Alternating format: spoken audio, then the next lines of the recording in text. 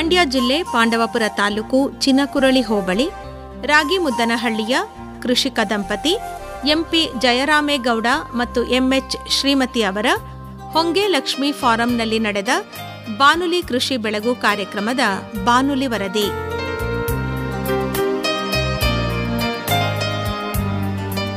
ಆಕಾಶವಾಣಿ ಮೈಸೂರು, ಅಗ್ರಿಯಾನ tourism private limited, Mysuru, Mandya, Chamarajanagar ಜಿಲ್ಲೆಗಳ ಪ್ರಾಂತೀಯ ಸಹಕಾರ ಸಾವಯವ ಸಂಘಗಳ ಒಕ್ಕೂಟ ನಿಯಮಿತ ಹಾಗೂ ಸಮುದ್ಯತ ಶ್ರೋತೃ ಸಂಘ ಮೈಸೂರು ಇವರ ಸಂಯುಕ್ತಾಶ್ರಯದಲ್ಲಿ ಮೈಸೂರು ಆಕಾಶವಾಣಿಯ ಕೃಷಿರಂಗ ಕಿಸಾನ್ ವಾಣಿ ವಿಭಾಗದ ಹೆಮ್ಮೆಯ ಕಾರ್ಯಕ್ರಮ ಬಾನುಲಿ ಕೃಷಿ ಬೆಳಗು ಇದೇ ತಿಂಗಳ 6ನೇ ತಾರೀಖು ಸೋಮವಾರ ಬೆಳಿಗ್ಗೆ 10 ಗಂಟೆಗೆ ಮಂಡ್ಯ ಜಿಲ್ಲೆ ಪಾಂಡವಪುರ ತಾಲೂಕು ಚಿನಕುರಳಿ ಹೋಬಳಿ ರಾಗಿಮುದ್ದನಹಳ್ಳಿಯ ಕೃಷಿಕ ದಂಪತಿ ಎಂಪಿ ಜಯರಾಮೇಗೌಡ ಮತ್ತು ಎಂಎಚ್ ಶ್ರೀಮತಿಯವರ ಹೊಂಗೆ ಲಕ್ಷ್ಮಿ ಫಾರಂನಲ್ಲಿ ಏರ್ಪಡಿಸಲಾಗಿತ್ತು. ಕಾರ್ಯಕ್ರಮ ಆರ್ ಲೋಕೇಶ್ವರಿ ಅವರ ಪ್ರಾರ್ಥನಾ ಗೀತೆಯೊಂದಿಗೆ ಪ್ರಾರಂಭವಾಯಿತು. ಗಜವದನ ಬೇಡುವೆ ಗೌರಿ ತನಯ ತ್ರಿಜಗವಂದಿತನೇ ಸುಜನರ ಪೊರೆವನೇ ಗಜವದನ ಬೇಡುವೆ ಪಾಶಕುಶಧರ ಪವನ ಪವಿತ್ರ ಮೂಷಿಕ ವಾಹನ ಮುನಿಜನ ಪ್ರೇಮ ಪಾಶಕುಶಧರ ಪರಮ ಪವಿತ್ರ ಮೂಷಿಕ ವಾಹನ ಮುನಿಜನ ಪ್ರೇಮ ಗಜವದನ ಬೇಡುವೆ ಗೌರಿ ತನಯ ತ್ರಿಜಗವಂದಿತನೇ ಸುಜನರ ಪೊರೆವನೇ ಗಜವದನ ಬೇಡುವೆ ಮೋದದಿ ನಿನ್ನಯ ಪಾದವ ತೋರೋ ಸಾಧು ವಂದಿತನೇ ಆದರದಿಂದಲಿ ಸರಸಿ ಜನಾಭ ಶ್ರೀ ಪುರಂದರ ವಿಠಲ ನಿರತ ನೆನೆಯುವಂತೆ ದಯ ಮಾಡೋ ಸರಸಿ ಜನಾಭ ಶ್ರೀ ಪುರಂದರ ವಿಠಲ ನಿರತ ನೆನೆಯುವಂತೆ ದಯ ಮಾಡೋ ಗಜವದನ ಬೇಡುವೆ ಗೌರಿ ತನಯ ತ್ರಿಜಗವಂದಿತನೇ ಸುಜನರ ಪೊರೆವನೇ ಗಜವದನ ಬೇಡುವೆ. ಕಾರ್ಯಕ್ರಮಕ್ಕೆ ಆಗಮಿಸಿದ್ದವರನ್ನು ಮೈಸೂರು, ಮಂಡ್ಯ, ಚಾಮರಾಜನಗರ ಜಿಲ್ಲೆಗಳ ಪ್ರಾಂತೀಯ ಸಹಕಾರ ಸಾವಯವ ಸಂಘಗಳ ಒಕ್ಕೂಟದ ಅಧ್ಯಕ್ಷರಾದ ರಮೇಶ್ ಪಿ ರಂಗಸಮುದ್ರ ಅವರು ಸ್ವಾಗತಿಸಿದರು. ನಂತರ ಮೈಸೂರು ಆಕಾಶವಾಣಿಯ ಕಾರ್ಯಕ್ರಮ ನಿರ್ವಾಹಕರು ಹಾಗೂ ಕೃಷಿರಂಗ ಕಿಸಾನ್ ವಾಣಿ ವಿಭಾಗದ ಮುಖ್ಯಸ್ಥರಾದ ಎನ್ ಕೇಶವಮೂರ್ತಿಯವರು ಪ್ರಾಸ್ತಾವಿಕ ನುಡಿಗಳನ್ನಾಡಿದರು. ಪಾಂಡವಪುರ ಉಪವಿಭಾಗದ ಉಪಕೃಷಿ ನಿರ್ದೇಶಕರಾದ ಭಾನುಪ್ರಕಾಶ್ ಅವರು ಕಾರ್ಯಕ್ರಮವನ್ನು ಜ್ಯೋತಿ ಬೆಳಗಿಸುವುದರ ಮೂಲಕ ಉದ್ಘಾಟಿಸಿದರು. ನಂತರ ಅವರು ತಮ್ಮ ಉದ್ಘಾಟನಾ ಭಾಷಣದಲ್ಲಿ ಪ್ರಗತಿಪರ ರೈತರು ಸಾಕಷ್ಟು ಜನ ಇದ್ದೀರಾ, ಸಾವಯವ ಕೃಷಿಕರಿದ್ದೀರಾ. ಅಂದ್ರೆ ಕೃಷಿಕರಲ್ಲಿ ಒಂಥರ ಕ್ರೀಮಿ ಲೇಯರ್ ಅಂತಾರೆ, ಗೊತ್ತಲ್ಲ? ಅಂದ್ರೆ ಕೃಷಿ ತತ್ವಗಳನ್ನ, ಕೃಷಿ ಒಳನೋಟಗಳೇನು, ಪ್ರಿನ್ಸಿಪಲ್ಸ್ ಏನು, ಅಗ್ರಿಕಲ್ಚರಲ್ ಏನು ಅಂತ ಎಲ್ಲ ತಿಳ್ಕೊಂಡಿರೋಂಥ ರೈತರು, ಅನುಭವಸ್ಥರು, ಸಾಕಷ್ಟು ತಾಂತ್ರಿಕವಾಗಿ ಒಳ್ಳೆ ಮಾಹಿತಿಗಳನ್ನ ಇರೋಂಥ ರೈತರುಗಳು ನೀವು ಬಂದಿದ್ದೀರಾ. ಜೊತೆಗೆ ರಾಗಿ ಮುದ್ದಲ್ಲಿ ರೈತರು ಸಹ ಸಾಕಷ್ಟು ಆಸಕ್ತಿ ವಹಿಸಿ ಎಲ್ಲ ಇಲ್ಲಿ ನೆರೆದಿದ್ದೀರಾ. ಒಂದು national mission on natural farming ಅಂತ ಒಂದು ಸೆಂಟ್ರಲ್ ಗವರ್ಮೆಂಟ್ ಒಂದು ಸ್ಕೀಮ್ ಇದೆ. ಬಹುಶಃ ಇಲ್ಲಿ ಕೆಲವರು ಅದ್ರದ್ದು ಸದಸ್ಯರಿರ್ತೀರಾ. ಅರವಳ್ಳಿ ಕುಪ್ಪೆ ಗ್ರಾಮದಲ್ಲಿ ನಾವು ಈ ಒಂದು ಯೋಜನೆನ ಈ ವರ್ಷದಿಂದ ಅನುಷ್ಠಾನ ಮಾಡ್ತಾ ಇದ್ದೀವಿ. ಅದು central government sponsor scheme. 50 hectare ಪ್ರದೇಶವನ್ನ ಸಂಪೂರ್ಣವಾಗಿ ನೈಸರ್ಗಿಕವಾಗಿ ಕೃಷಿಯನ್ನ ಮಾಡುವಂತದ್ದು, ಸಾವಯವನು ಸೇರ್ಕೊಳ್ಳುತ್ತೆ ಅದರಲ್ಲಿ, ನಂತರ ನ್ಯಾಚುರಲ್ ಆಗಿ ಮಾಡುವಂತದ್ದು, ನೈಸರ್ಗಿಕವಾಗಿ ಮಾಡುವಂತ ಒಂದು ಕಾರ್ಯಕ್ರಮ. ಅದರಲ್ಲಿ 50 ಹೆಕ್ಟೇರ್ ಅಂದ್ರೆ ಸುಮಾರು ಒಂದು 100ರಿಂದ 125 ಜನ ರೈತರು ಸೇರ್ಕೊಂಡು ವಿವಿಧ ಘಟಕಗಳನ್ನ ಅಲ್ಲಿ ಅನುಷ್ಠಾನ ಮಾಡಿ ಅದರಿಂದ ಬಂದಂತ ಪದಾರ್ಥವನ್ನ ಉತ್ತಮ ರೀತಿಯಲ್ಲಿ ಮಾರಾಟ ಮಾಡ್ಲಿಕ್ಕೆ ಸಂಬಂಧಪಟ್ಟಂತೆ ಒಂದು ಸ್ಕೀಮ್ ನ ನಾವು ಅನುಷ್ಠಾನ ಮಾಡ್ತಾ ಇದೀವಿ. ಅದಕ್ಕೆ ನಮ್ಮ ಅಸಿಸ್ಟೆಂಟ್ ಡೈರೆಕ್ಟರ್ ಸಹ ಎಲ್ಲ ಸಾಕಷ್ಟು ಎಲ್ಲ ಶ್ರಮ ಆಗ್ತಾ ಇದ್ದಾರೆ. ಈಗ ನೀವು ಮಾರುಕಟ್ಟೆ ವ್ಯವಸ್ಥೆ ಬಗ್ಗೆ ಏನು ಅಂತ ಕೇಳಿದ್ರೆ, ಇದೇ ಚಿನಕುರಳಿ ಹೋಬಳಿನಲ್ಲಿ ಒಂದು ರೈತ ಉತ್ಪಾದಕ ಸಂಸ್ಥೆನ ನಾವು ಕೃಷಿ ಇಲಾಖೆ ವತಿಯಿಂದ ಸ್ಥಾಪನೆ ಮಾಡಿದ್ವಿ. ಕಳೆದ 2 ವರ್ಷದಿಂದ ಅದು ಕೆಲಸ ನಿರ್ವಹಣೆ ಮಾಡ್ತಾ ಇದೆ. ನಾವು ಏನು ಮಾಡ್ಲಿಕ್ಕೆ ಪ್ರಯತ್ನ ಪಡ್ತಾ ಇದೀವಿ ಅಂತ ಅಂದ್ರೆ ಆ ಒಂದು ರೈತ ಉತ್ಪಾದಕ ಸಂಸ್ಥೆ ಅದು ರೈತರ ಸಂಸ್ಥೆಯೇ ಆಗಿರ್ತದೆ. ನೀವುಗಳು ಈಗ ಮುಂಚೆ ಎಲ್ಲ ಏನಾಗ್ತಿತ್ತು, ಸಹಕಾರ ಸಂಘದ ನಿಯಮದಡಿ ಸಂಘ ಸಂಸ್ಥೆಗಳು ನೋಂದಣಿ ಆಗ್ತಾ ಇದ್ವು. ಈ ರೈತ ಉತ್ಪಾದಕ ಸಂಸ್ಥೆನಲ್ಲಿ ಏನಾಗ್ತದೆ ಅಂದ್ರೆ ನಾವು ಕಂಪನಿ ಆಕ್ಟ್ ಒಳಗಡೆ ಅದನ್ನ ರಿಜಿಸ್ಟ್ರೇಷನ್ ಮಾಡ್ಕೊಡ್ತಾ ಇದೀವಿ. ಅಂದ್ರೆ ಅದ್ರಲ್ಲಿ ಬರೋಂತ ಸದಸ್ಯರೆಲ್ಲ ಏನಾಗಿರ್ತಾರೆ ಅಂದ್ರೆ ಶೇರ್ ಹೋಲ್ಡರ್ಸ್ ಆಗಿರ್ತಾರೆ, ಸದಸ್ಯರಾಗಿರಲ್ಲ ಶೇರ್ ಹೋಲ್ಡರ್ಸ್ ಆಗಿರ್ತಾರೆ. ಅಂದ್ರೆ ರೈತರದೇ ಕಂಪನಿ ಆಗಿರ್ತದೆ, ರೈತರು ಅದರಲ್ಲಿ ಮಾರಾಟ ಮಾಡಬೇಕು, ವ್ಯವಹಾರ ಮಾಡಬೇಕು, ಅದರಿಂದ ಲಾಭ ಮಾಡಿ ಆ ಒಂದು ಕಂಪನಿಯನ್ನ ನಾವು ಮುಂದಕ್ಕೆ ತಗೊಂಡೋಗುವಂತ ಒಂದು ಕಾರ್ಯಕ್ರಮ ಆಗಿದೆ. ನೈಸರ್ಗಿಕವಾಗಿ ಬೆಳೆದಂತ ಕೃಷಿ ಪದಾರ್ಥಗಳನ್ನ ಆ ಒಂದು FPO ಮೂಲಕ, ಫಾರ್ಮರ್ ಪ್ರೊಡ್ಯೂಸರ್ ಆರ್ಗನೈಸೇಷನ್ ಅಂತ ಹೇಳ್ತೀವಿ ನಾವು ಇಂಗ್ಲಿಷ್ ನಲ್ಲಿ, ಆ FPO ಮೂಲಕ ಈ ಒಂದು ಪದಾರ್ಥಗಳನ್ನ ಮಾರಾಟ ಮಾಡಿ ಬೆಳೆದಂತ ರೈತರಿಗೂ ಸಹ ಒಳ್ಳೆ ಆದಾಯ ಆಗ್ಬೇಕು.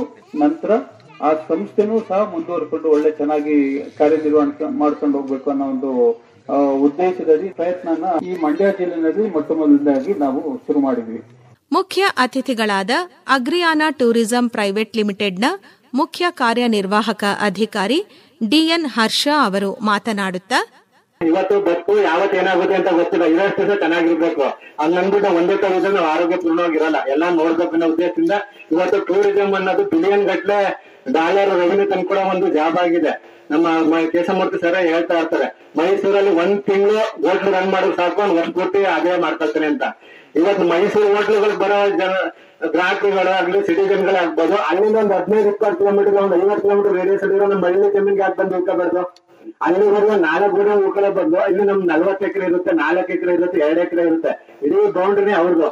ಅಲ್ಲಿ ಅವ್ರಿಗೊಂದು ಐದನಿಕ್ಕಾಗಿ ಒಂದು ಫುಡ್ ವ್ಯವಸ್ಥೆ ಮಾಡೋಣ. ಏನ್ ಫುಡ್ ಅನ್ನೋದು ಸ್ಪೆಷಲ್ ಆಗಿ ಏನಿಲ್ಲ, ನಮ್ಮ ನಾಟಿ ನಮ್ಮ ಮನೇಲಿ ಏನ್ ಮಾಡ್ತೀವಿ, ಹುಳಿ ಸಾರು, ಈ ತರ ಏನೋ ನಾನ್ ವೆಜ್ ಮಾಡೋದು, ನಾಟಿ ಕೋಳಿ ಸಾರು, ಈ ತರ. ನಮ್ಮ ಇಲ್ಲ ರಾಧಾಕೃಷ್ಣ ಸರ್ ಇದ್ದಾರೆ, ಅವರು ಈ ಕೃಷಿ ಪ್ರಾದೇಶಿಕೋಸ್ಕರ ಅಮೆರಿಕ ಸುತ್ತಿದ್ದಾರೆ. ಮೊನ್ನೆ ಈಗ ಒಂದು 3 ತಿಂಗಳಲ್ಲಿ ಮಲೇಷಿಯಾಕ್ಕೆ ಹೋಗಿದ್ದಾರೆ. ಅವ್ರ ಜಮೀನ್ಗೆ ಒಂದು 6,000 ಜನ ಬಂದು ವಿಸಿಟ್ ಮಾಡಿದ್ದಾರೆ. ಇಮ್ಯಾಜಿನ್ ಮಾಡ್ತಾರೆ, ಒಬ್ಬ ರೈತರ ಜಮೀನ್ಗೆ ಒಂದು 6,000 ಜನ ಬಂದು ನೋಡ್ತಾರೆ ಅಂದ್ರೆ ಅಲ್ಲೇ ಆ ತಾಕತ್ ಅಷ್ಟಿದೆ. ಅವರು ಹೇಳ್ಕೊಂಡು ಇವತ್ತು ಬೆಂಗಳೂರಿನ ದೊಡ್ಡ ದೊಡ್ಡ ಕಂಪ್ನಿ ಮಾಡಿರೋರೆಲ್ಲ ಇವ್ರು ಕೊಡೋ ತಕ್ಷಣ ಅವ್ರು ದುಡ್ಡು ಮಾಡ್ಕೊಳ್ತಾ ಇದಾರೆ. ಈ ನಿಟ್ಟಿನಲ್ಲಿ ನಾವೇನ್ ತರಬೇತಿ ತಗೊಂಡು ಆ ರೈತರುಗಳೆಲ್ಲ ಸೇರಿ ಒಂದು ಅಗ್ರಿಯಾನಾ ಟೂರಿಸಂ ಪ್ರೈವೇಟ್ ಲಿಮಿಟೆಡ್ ಅಂತ ಒಂದು ಕಂಪ್ನಿ ಶುರು ಮಾಡಿದೀವಿ. ಈಗ ಒಂದು 3 ತಿಂಗಳಾಯ್ತು ಈ ಕಂಪ್ನಿ ಶುರು ಮಾಡಿ. ಈಗ ಆಲ್ರೆಡಿ 21 ಸೆಂಟರ್ಗಳಾಗಿದೆ. ಮೈಸೂರು, ಮಂಡ್ಯ, ಚಾಮರಾಜನಗರ, ಚಿಕ್ಕಮಂಗ್ಳೂರು, ಗದಗ, ಅಲ್ಗೋದ, ಬೆಳಗಾವಿ, ಈಗ ಒಟ್ಟು ಒಂದು 8-10 ಡಿಸ್ಟಿಕ್ ರೈತರುಗಳೆಲ್ಲ ಸೇರಿ ನಾವೊಂದು 21 ಸೆಂಟರ್ಗಳು ಮಾಡಿದ್ದೀವಿ. ಈಗ ಮೊನ್ನೆ ಕೇಸ್ ಜೊತೆ ನಾವೆಲ್ಲ ಡಾಕ್ಯುಮೆಂಟ್ ಕೊಟ್ಟಿದ್ದೀವಿ, ಅವ್ರ ಜೊತೆ ಒಪ್ಪಂದ ಆಗ್ತಾ ಇದೆ. ಅಂದ್ರೆ ಕರ್ನಾಟಕ ಗವರ್ಮೆಂಟ್ ಮತ್ತೆ ಅಗ್ರಿಯಾನಾ ಟೂರಿಸಂ ಪ್ರೈವೇಟ್ ಲಿಮಿಟೆಡ್ ಅಂದ್ರೆ ಇದು ನಾವು ರೈತರುಗಳು ಸೇರ್ ಮಾಡಿರೋ ಕಂಪ್ನಿನೇ. ಈಗ ಲಾಸ್ಟ್ ಒಂದು 2 ವರ್ಷದಿಂದ ನಮ್ಮ ಮೈಸೂರು ಆಕಾಶವಾಣಿಯಿಂದ ಕಿಸಾನ್ ಡೇ ನಲ್ಲಿ ಒಂದು ಪ್ರೋಗ್ರಾಮ್ ಮಾಡೋರು ಕೃಷಿ ಪ್ರವಾಸೋದ್ಯಮದ ಬಗ್ಗೆ. ಅಲ್ಲಿಗೆ ಒಂದು 8 ಡಿಸ್ಟಿಕ್ ರೈತರುಗಳೆಲ್ಲ ಬಂದೇ ಭಾಗವಹಿಸಿದ್ರು. ಅದಾದ್ಮೇಲೆ ಅದು 1 ದಿವಸದ ಕಾರ್ಯಕ್ರಮ, ಇದೇ ತರ ಭಾನು ಕೃಷಿ ಕಾರ್ಯಕ್ರಮ. ಅದಾದ್ಮೇಲೆ ಪರಿಚಯ ಆಯ್ತು ಕೃಷಿ ಪ್ರವಾಸೋದ್ಯಮ ಅಂದ್ರೆ ಏನ್ ಮಾಡ್ಬೇಕು ಅಂತ. ಅಲ್ಲಿ ಇಂಟ್ರೆಸ್ಟ್ ಆಗಿರೋ ರೈತರುಗಳಿಗೆ ನಾವು ನೆಕ್ಸ್ಟ್ ಒಂದು 3 ದಿವಸ ತರಬೇತಿ ಕಾರ್ಯಕ್ರಮ ಮೈಸೂರಲ್ಲೇ ಕೊಟ್ಟು, ಅದಕ್ಕೆ ನಮಗೆ ಕೇಂದ್ರ ಸರ್ಕಾರದ ಅನುದಾನ ಬಂದಿರೋದ್ರಿಂದ ನಮ್ಮ ವಿಶ್ವೇಶ್ವರಯ್ಯ ಡೆವಲಪ್ಮೆಂಟ್ ಆರ್ಗನೈಸೇಷನ್ ವತಿಯಿಂದ ಒಂದು 3 ದಿವಸ ಟ್ರೈನಿಂಗ್ ಕೊಟ್ಟು ಆ ರೀತಿ 2 ಕಾರ್ಯಕ್ರಮಗಳಾದವು. ಆ 2 ಕಾರ್ಯಕ್ರಮಗಳಾದ್ಮೇಲೆ ಒಂದು 50 ಜನ ರೈತರಲ್ಲಿ ಒಂದು 25 ಜನ ರೈತರು ಆಲ್ರೆಡಿ ಶುರುನೇ ಮಾಡಿದ್ದಾರೆ. ನಿಮ್ ಕೇಳ್ಬೋದು ಕೃಷಿ ಪ್ರವಾಸೋದ್ಯಮ ಅಂದ್ರೆ ಏನು ಅಂತ. ಈಗ ತಾನೇ ಸರಿ ಹೇಳ್ತಾ ಇದ್ರು, ನಾವು ಬೆಳೆದಿರೋದು ಇನ್ನು 3 ವರ್ಷ ಗಂಟೆ ಇದೆ ಅಂತ. ನಾನು ರೈತನೇ ಇಲ್ಲ, ಪಕ್ಕ ಬೆಳ್ಳಿನೇ. ನಾನು ಒಬ್ಬ ಬರಹಗಾರ, ಮಾತ್ಕಾರ ಅನ್ನೋಕ್ಕಿಂತ ಒಂದು 35 ಬುಕ್ ಬರ್ದಿರೋದ್ರಿಂದ ಆಲ್ ಓವರ್ ಇಂಡಿಯಾ ಸುತ್ತುತ್ತಾ ಇರ್ತೀನಿ. ನಿಜವಾಗ್ಲೂ ಹೇಳ್ತೇನೆ, ನಾವು ಉಳ್ಳಿ ರಾಗಿ ಎಲ್ಲ ಯಾರನ್ನೋ ಹೊಟ್ಟೆ ತುಂಬಸಕ್ ಬಳಸಿ ನಾವು ನಂಬರ್ ಕಾಲ್ ಮಾಡ್ಕೊಳ್ತಾ ಇದ್ದೀನಿ. ನಾನು ಹೇಳುವಾಗ ಹೇಳ್ತೀನಿ, ಯಾಕಂದ್ರೆ ನಾನು ರೈತನೇ. ಆದ್ರೆ ನಮ್ಮ ರೈತರಿಗೊಂದು ಅಡಿಷನಲ್ ಇನ್ಕಮ್ ಬರ್ಬೇಕು ಅಂದ್ರೆ ಏನ್ ನಾವು ಮಾಡ್ಬೇಕು? ಅದಕ್ಕೊಂದು ಆಲ್ಟರ್ನೇಟಿವ್ ಒಂದು ಕೃಷಿ ಪ್ರವಾಸೋದ್ಯಮ. ನಮ್ಮ ಪಾಂಡವಪುರದಲ್ಲೇ ನಮ್ಮ ವಿಕಾಸನ ಕಡೆಯಿಂದ ಅವರೇ ಒಂದು 15 ಸುತ್ತು ತರಬೇತಿನ ಕುಂತಿ ಬೆಟ್ಟದಲ್ಲಿ ಮಾಡಿದ್ರು, ಒಂದು ನಬಾರ್ಡ್ ಸಹಯೋಗದಲ್ಲಿ. ನಮ್ಮ ಪಾಂಡವಪುರದಲ್ಲಿ ಬಹಳ ಅವಕಾಶ ಇದೆ. ನೀವು ನೋಡ್ಬೋದು, ಎಲ್ಲೇ ಹೋದ್ರೆ 20 ಕಿಲೋಮೀಟರ್ ರೇಡಿಯಸ್ ಅಲ್ಲಿ ನಮ್ಗೊಂದು ಒಳ್ಳೊಳ್ಳೆ ಪ್ಲೇಸ್ ಅವೆ. ನೀವು ಕ್ಯಾರೆಸ್ ಸೆಂಟ್ರ್ ಪ್ಲೇಸ್ ತಗೊಂಡ್ರೆ 20 ಕಿಲೋಮೀಟರ್ ರೇಡಿಯಸ್ ಅಲ್ಲಿ ಕ್ಯಾರೆಸ್ ಡ್ಯಾಮ್ ನಮ್ಮ ಪಾಂಡವಪುರ ಸೇರೋದ್ರಿಂದ ನಾನು ಅಕ್ಕಿ ಹೇಳ್ತಾ ಇರೋದು. ಈ ಕಡೆ ಶ್ರೀರಂಗಪಟ್ಟಣಕ್ಕೆ ಹೋಗ್ಬೋದು, ತೊಣ್ಣೂರ್ಗೆ ಹೋಗ್ಬೋದು, ಮೇಲ್ಕೋಟೆ ಹೋಗ್ಬೋದು, ಮೈಸೂರಿಗೆ ಹೋಗ್ಬೋದು. ಅಂದ್ರೆ ಟೂರಿಸಂ ಪ್ಲೇಸ್ ತೋರಿಸಿದ್ರೆ ಬೇಕಾದಷ್ಟಿದೆ. ನಾನೀಗ just last week Pakistan border ಇದೆ ಸೋಮನಾಥ ಅಂತ, ಅಂದ್ರೆ ಆಲ್ ಓವರ್ ಇಂಡಿಯಾ ತಿರುಗ್ತಾ ಇರ್ತೀನಿ. ಅಂದ್ರೆ ಅಲ್ಲಿ ಗಿರ್ ಫಾರೆಸ್ಟ್ ಅಂತ ಇದೆ, ಮೊನ್ನೆ ಸಫಾರಿಗೆ ಹೋಗಿದೆ. ಅಲ್ಲಿ ಏನಾಗಿದೆ, ರೈತರ ಜಮೀನುಗಳನ್ನೆಲ್ಲ ಫಾರ್ಮ್ ಹೌಸ್ ಮಾಡ್ಕೊಬಿಟ್ಟು 1 ದಿವಸಕ್ಕೆ 3,000-4,000 ರೂಪಾಯಿ ಚಾರ್ಜ್ ಮಾಡ್ತಾ ಇದ್ದಾರೆ. ಇಮ್ಯಾಜಿನ್ ಮಾಡ್ತಾ, ಅವ್ರೇನು ಸಪರೇಟ್ ಆಗಿ ಏನ್ ಮಾಡಿಲ್ಲ, ಒಂದು ಟೆಂಟ್ ಹೌಸ್ ತರ ಮಾಡಿದ್ದಾರೆ. ಗುಜರಾತ್ ಯಾಕೆ ನಂಬರ್ 1 ಟೂರಿಸಂ ಪ್ಲೇಸ್ ಆಗಿದೆ ಅಂದ್ರೆ ಅಲ್ಲಿ ಅನುಕೂಲಗಳು ಕೊಟ್ಟಿದ್ದಾರೆ. ಏನಿಲ್ಲ, ಬಂದವ್ರಿಗೊಂದು ಒಳ್ಳೆ ಟೆಂಟ್ ಹೌಸ್ ಮಾಡಿದ್ದಾರೆ. ನಮ್ಮಂಗೇನು ಅದ್ದೂರಿಯಾಗಿ ಕಾಂಟ್ಯಾಕ್ಟ್ ಕಟ್ಬೇಕು, ಬಿಲ್ಡಿಂಗ್ ಕಟ್ಬೇಕು ಅನ್ನೋದೇನಿಲ್ಲ. ನಾನು ದುಬೈಲಿ ನೋಡಿದ್ದೀನಿ, ರಾಜಸ್ಥಾನದಲ್ಲಿ ನೋಡಿದ್ದೀನಿ, ಎಲ್ಲ ಸಿಂಪಲ್ ಕಾನ್ಸೆಪ್ಟ್. ಒಂದ್ ಟೆಂಟ್ ಹೌಸ್ಗೆ ಏನಂದ್ರೆ 10,000 to 15,000 ರೂಪಾಯಿ ಖರ್ಚಾಗ್ಬೋದು. ನಮ್ಮ 4 ತೆಂಗಿನ ತೋಟದ ಮರಗಳ ಮಧ್ಯದ ಟೆಂಟ್ ಹೌಸ್ ಕಟ್ಟದ, ಯಾಕಂದ್ರೆ ಬಂದ ಪ್ರವೇಶ ಇರ್ಬೇಕು. ಊಟದ ವ್ಯವಸ್ಥೆ ಏನಿಲ್ಲ, ನಾವೇನ್ ಮನೆಗಳಲ್ಲಿ ಮಾಡ್ತೀವಿ ಆ ಊಟನೇ ಕೊಡೋಣ. ಇವತ್ತು ಒಬ್ಬ ಗ್ರಾಹಕ ಬಂದ್ರೆ ಪರ್ ಡೇಗೆ 1,500 ಇಂದ 3,000 ರೂಪಾಯಿ ಚಾರ್ಜ್ ಮಾಡ್ಬೋದು. ಒಂದು ದಿವಸಕ್ಕೆ ಒಬ್ರಿಗೆ ನಾನು ಹೇಳ್ತಾ ಇರೋದು 1,500 ಇಂದ 3,000 ಗಂಟಲು ಚಾರ್ಜ್ ಮಾಡ್ತಾರೆ, 8,000 ಗಂಟಲು ಚಾರ್ಜ್ ಮಾಡ್ತಾ ಇದ್ದಾರೆ. ನಮ್ಮ ಇಲ್ಲಿರೋ 21 ಸೆಂಟರ್ ಒಬ್ಬೊಬ್ರು ಒಂದು ದಿವಸಕ್ಕೆ 7,500 ರೂಪಾಯಿ ಚಾರ್ಜ್ ಮಾಡ್ತಾ ಇದ್ದಾರೆ. ಇವತ್ತು ಬೆಳಿಗ್ಗೆ 11 ಗಂಟೆಗೆ ಬಂದ್ರೆ ನಾಳೆ 11 ಗಂಟೆ 7,000. ಆಯ್ತಾ? ನಾವು ಅಷ್ಟೊಂದು ಬೇಡ, 1,500. ಮತ್ತೆ ಅವ್ರು ಹೋಗುವಾಗ ಸುಮ್ಮನೆ ಬೆಳಕಲ್ಲಿ ಹೋಗಲ್ಲ. ನಾವೇನ್ ಬೆಳೆದಿರ್ತೀವಿ, ನಮ್ ಒಬ್ರಿಗೆ ಸಾಲ ಅಂದ್ಬಿಟ್ಟು ನಮ್ ಸುತ್ತಮುತ್ತ ರೈತರುಗಳು ಏನ್ ಬೆಳೆದಿರ್ತಾರೆ ಅದೆಲ್ಲ ನಾವು ಇಟ್ಟಿರ್ತೀವಿ. ಒಂದ್ ತರಕಾರಿ ಇರ್ಬೋದು, ಕಾಳು ಕಡ್ಡಿಗಳಿರ್ಬೋದು. ಮತ್ತೋರ್ವ ಮುಖ್ಯ ಅತಿಥಿಗಳಾದ ಮಂಡ್ಯ ಜಿಲ್ಲೆ ಮದ್ದೂರು ತಾಲೂಕು ಕೋಣಸಾಲೆ ಗ್ರಾಮದ ಸಾವಯವ ಸಮಗ್ರ ಕೃಷಿಕರಾದ ಬಿ ರಾಧಾಕೃಷ್ಣ ಅವರು ತಮ್ಮ ಭಾಷಣದಲ್ಲಿ ಸಣ್ಣದಾಗಿ ಒಂದು ವ್ಯವಸಾಯ ಶುರು ಮಾಡಿ ನನ್ನ ಬದುಕಿಗಾಗಿ, ನನ್ನ ಆರೋಗ್ಯಕ್ಕಾಗಿ, ನನಗಾಗಿ ನಾನು ಬದುಕೋಣ ಅಂತ ಹೇಳ್ಬಿಟ್ಟು ನಾನು ವ್ಯವಸಾಯ ಶುರು ಮಾಡಿದೆ. ಅದನ್ನು ನೋಡಿದ್ದು ನನ್ನ ಯಾವುದೋ ಒಂದು ಫಂಕ್ಷನ್ ಕರೆದಿದ್ದಾರೆ. ಆ ಫಂಕ್ಷನ್ ಹೋದ್ರೆ ಅಲ್ಲಿಂದ ಪರಿಚಯ ಆದ್ರೆ ಇವತ್ತು ನಿಮ್ ಮುಂದೆ ಸ್ಟೇಜ್ ಮೇಲೆ ಕುಂದಿಸಿದ್ದಾರೆ. ಆದ್ರೆ ನಾನು ಸ್ಟೇಜ್ ಮೇಲೆ ಕುಂತಾನ ಅಂತ ವ್ಯಕ್ತಿ ಅಲ್ಲ, ನಿಮ್ಮ ನಡುವೆಯಲ್ಲೇ ನಿಮ್ಮ ಜೊತೆಯಲ್ಲೇ ಇರೋಂತ ವ್ಯಕ್ತಿ. ಸಣ್ಣ ವ್ಯವಸಾಯದಲ್ಲಿ ಒಬ್ಬ ರೈತ ಇನ್ನೊಬ್ಬರ ಹತ್ರಕ್ಕೆ ಹೋಗಿ ಒಂದು ಸಬ್ಸಿಡಿಗಾಗಿ ಅವ್ರ ಹತ್ರ ನಿಂತಕನ ಬದಲು ಅಷ್ಟು ಟೈಮಲ್ಲಿ ನಾವು ಎಷ್ಟು ಬೆಳೆಯಬಹುದು ಅನ್ನೋದಕ್ಕಾಗಿ ಒಂದು ಸಣ್ಣದಾಗಿ ನಾನು ತೋಟ ಮಾಡಿದ್ದೀನಿ. ನನ್ನ ತೋಟದಲ್ಲಿ ಇವತ್ತಿನ್ನೂ ನಾನು ಪೂರ್ತಿ ರೈತ ಆಗಿಲ್ಲ, ಇನ್ನು 80% ರೈತದಲ್ಲೇ ಇದ್ದೀನಿ. ರೈತ ಅನ್ನೋನು ಯಾರು? ಇನ್ನೊಂದು ಅಂಗಡಿಗೆ ಹೋಗಿ ಸಾಮಾನು ತಂದಿರೋನು ರೈತ ಅಲ್ಲ, ಉಪ್ಪು ಮಾತ್ರ ತರಬೇಕು, ಇವನೇ ರೈತ. ನಾನಿನ್ನೂ ಅಷ್ಟು ಮಟ್ಟಕ್ಕೆ ಹೋಗಿಲ್ಲ. ಒಳಗಡೆ ಬಾಧೆ ಇದೆ, ಇನ್ನೂ ಹೋಗ್ತಾ ಇಲ್ವಲ್ಲ ಅಂತ ಹೇಳಿ ನಮ್ಮಲ್ಲಿ ಒಂದ್ ಸ್ವಲ್ಪ ನೆವಿಳುಗಳು ಜಾಸ್ತಿ ಇತ್ತು, ಅಷ್ಟನ್ನ ಬಿಡ್ತಾ ಇಲ್ಲ ಅವು. ಅದರಿಂದ ಅಷ್ಟಕ್ಕೆ ಹೋಗಿಲ್ಲ, 80% ನಿಂತ್ಕೊಂಡಿದ್ದೀನಿ. ನನ್ನ ಜಾಗದಲ್ಲಿ ನಾನು ತೆಂಗಿದೆ, ಅಡಿಕೆ ಇದೆ, ಕಾಫಿ ಇದೆ, ಯಾಲಕ್ಕಿ ಇದೆ, ದಾಲ್ಚಿನ್ನಿ ಇದೆ, ಜಾಯಿಕಾಯಿ ಇದೆ, ಈ ತರ ಮಸಾಲಾ ಪದಾರ್ಥಗಳೆಲ್ಲ ಇದಾವೆ. ಅದರ ಜೊತೆಗೆ ಕಬ್ಬಿದೆ, ಭತ್ತ ಇದೆ, ರಾಗಿ ಇದೆ, ರಾಗಿ ನಡುವೆ ಕಡ್ಲೆಕಾಯಿ ಇದೆ. ಈ ಸಾಸಿವೆ ಕಾಳಿಂದ ಹಿಡಿದು ಎಲ್ಲಾ ಕಾಳುಗಳು ನಾವೇ ಬೆಳ್ಕೊಂಡಿದ್ದೀವಿ. ಆದ್ರೆ ಇನ್ನೂ ತೃಪ್ತಿ ಇಲ್ಲ, ಇನ್ನೂ ಅಷ್ಟು ನಾವು ಅಂಗಡಿಗಳಿಂದ ತರ್ತಾ ಇದ್ದೀವಿ. ಅದನ್ನು ತರಬಾರ್ದು ಅನ್ನೋದು ಒಂದು ರೈತನಲ್ಲಿ ಆ ಆಸೆ ಹುಟ್ಟಬೇಕು ಅನ್ನೋದಕ್ಕಾಗಿ 2 ಎಕರೆ ಇರೋನು ಯಾಕೆ IAS ಆಫೀಸರ್ ತರ ಬದುಕಬಾರ್ದು?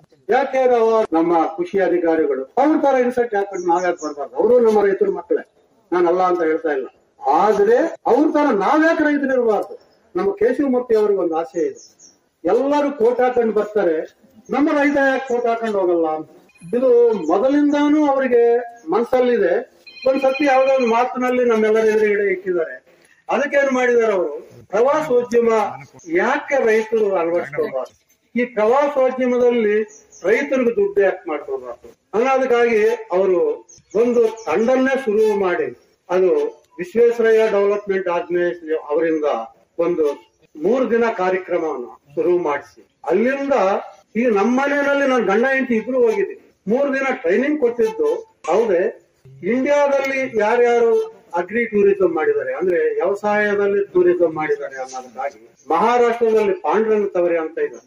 ಅವರು ಶುರು ಮಾಡಿರೋದನ್ನ ಇಲ್ಲಿ ಕೇಶವಮೂರ್ತಿ ಅವರು ಹೇಳಿರೋದಕ್ಕೆ ನಾವು ಅಲ್ಲಿ ತನಕ ಹೋಗಿ ಬಂದಿದ್ವಿ. ನಾನು, ಹರ್ಷ ಅವರು ಪ್ಲಸ್ ಇನ್ನೊಂದಿಬ್ಬರು 3 ಹೋಗಿದ್ವಿ. ಅಲ್ಲಿ ಹೋಗಿ ಅವ್ರು ಏನೇನು ಮಾಡಿದ್ದಾರೆ, ಹೆಂಗ್ ಮಾಡಿದ್ರು ಅಂತ ನೋಡ್ಕೊಂಡ್ ಬಂದಿದ್ವಿ. ಇದಕ್ಕೆ ತಕ್ಕಂಗೆ ನನ್ನ ಮಗ ಅಮೆರಿಕಾದಲ್ಲಿದ್ದ. ಆ ಅಮೆರಿಕಾದಲ್ಲಿ ಇರುವಾಗ ಅಲ್ಲಿಗೆ ಹೋದಾಗ ಅಲ್ಲಿ ಹೆಂಗ್ ಮಾಡಿದರು ಅಂತ ನೋಡ್ಕೊಂಡ್ ಬಂದೆ. ಅಮೆರಿಕಾದಲ್ಲಿ ಅವನು ವಿದ್ಯಾಭ್ಯಾಸಕ್ಕಾಗಿ ಹೋಗಿದ್ದ. ಇದು 7 ವರ್ಷದ ಹಿಂದೆ ಮಾತು. ಆ ಟೈಮಲ್ಲೇ ನಮ್ಮ ಬಟ್ಟೆ ಒಳಗಡೆ ನಾವು ವ್ಯವಸಾಯ ಮಾಡ್ಬೇಕು, ವ್ಯವಸಾಯಗಳು ಹೆಂಗಿದಾವೆ ಅನ್ನೋ ಉದ್ದೇಶದಲ್ಲೇ ನಾನು ಇದೀನಿ. ಬಿಟ್ರೆ ಈ ನಾವೇನೋ ನೌಕರಿ ಮಾಡ್ತಾ ಇದೀವಿ, ಮಗ ಅಲ್ಲಿದ್ದಾನೆ, ಅಲ್ಲೇ ಸೆಟ್ಲ್ ಆಗ್ತಾನೆ ಅಂತ ನಾವು ಹೋಗಿರ್ಲಿಲ್ಲ. ನನ್ನ ಮಗನು ಅಂತವನೇ, ನೀವು ಎಲ್ಲಿರ್ತೀರೋ ಅಲ್ಲಿಗೆ 2 ಅವರಲ್ಲಿ ನಾನು ಬರಂಗೆ ಸುತ್ತಮುತ್ತದಲ್ಲೇ ನಾನು ನೌಕರಿ ಹುಡ್ಕೊಂತೀನಿ ಅಂತ ನನಗಂದ್ರೆ ಮೊದಲೇ ಒಂದು ಟಿಕೆಟ್ ಮಾಡ್ಕೊಂಡ್ ಬಂದ್ಬಿಟ್ಟಿದ್ದಾರೆ. ನಾನು ಯಾಕೆ ಹೇಳ್ತಾ ಇದ್ದೀನಿ ಅಂದ್ರೆ, ನನ್ನ ತೋಟ ಇಲ್ಲಿ ಇರೋದ್ರಲ್ಲಿ ಒಂದು 20% ನೋಡಿದ್ದಾರೆ. 1 ಅಡಿನೂ ನಾನು ಖಾಲಿ ಬಿಟ್ಟಿಲ್ಲ. ಯಾವ್ದು ನೆಳ್ಳಲ್ಲಿ ಯಾವ್ದು ಬಂದೈತೆ ಅದು ಯಾಕೆ ನಾವು ಅಳವಡಿಸ್ಕೋ?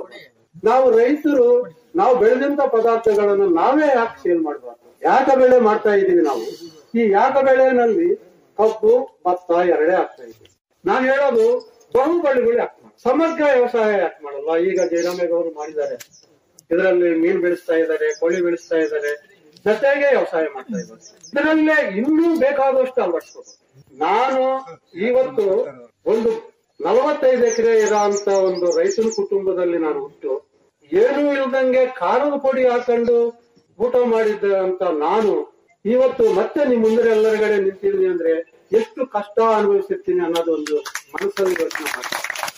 ಈ ಕಷ್ಟದ ಉದ್ದೇಶನೇ ನನಗೆ ಆರಾಮಾಗ 1,50,000 ರೂಪಾಯಿ ಸಂಬಳ ಬರ್ತಾ ಇದೆ. ಆದ್ರೆ ನನ್ನ ಅಭಿಪ್ರಾಯ ಏನಿತ್ತು ಅಂದ್ರೆ ನಾನು ಅನುಭವಿಸಿದ ಬಾಧೆಗಳೆಲ್ಲ ನಮ್ಮ ಸಹೋದರರು ಯಾರು ಅನುಭವಿಸಬಾರ್ದು, ಅದಕ್ಕಾಗಿ ಒಂದು ಮಾಡೆಲ್ ಮಾಡಬೇಕು ಅನ್ನೋದು ನನ್ನ ಮನಸ್ಸಲ್ಲಿತ್ತು. ಅದೇ ನನ್ನ ತೋಟ, ಸಂಧ್ಯಾ ಕೃಷ್ಣ ನೇಚರ್ ತೋಟ. ಆ ತೋಟದಲ್ಲಿ ನಾನು ಮಾಡಿದ್ದು ನೋಡಿದ ಮೇಲೆ 6,000 to 8,000 ಜನ ಇವತ್ತಿಗೂ ಬಂದೋಗಿದ್ದಾರೆ. ಈ 8,000 ಜನನು ಹೇಳ್ತಾರೆ ಹಂಗ್ ಮಾಡಿದ್ರ ಹಿಂಗ್ ಮಾಡಿದ್ರ ಅಂತ. ನನ್ನ ನೋಡಿ ಮಾಡಿರೋರು ಯಾರಿದಾರು ಅಂತ ನೋಡಿದ್ರೆ ಒಂದು 10 ಜನನು ಕಾಣಿದ್ರು. ಇನ್ನೊಂದು ಪರಿಸ್ಥಿತಿ ಏನಂದ್ರೆ ನನ್ನ ವಯಸ್ಸವರೇ ಇಲ್ಲಿದ್ದೀನಿ. ನನ್ನ ವಯಸ್ಸಂದ್ರೆ ಬಹಳ ಕಮ್ಮಿ ಜನ ಇದೆ.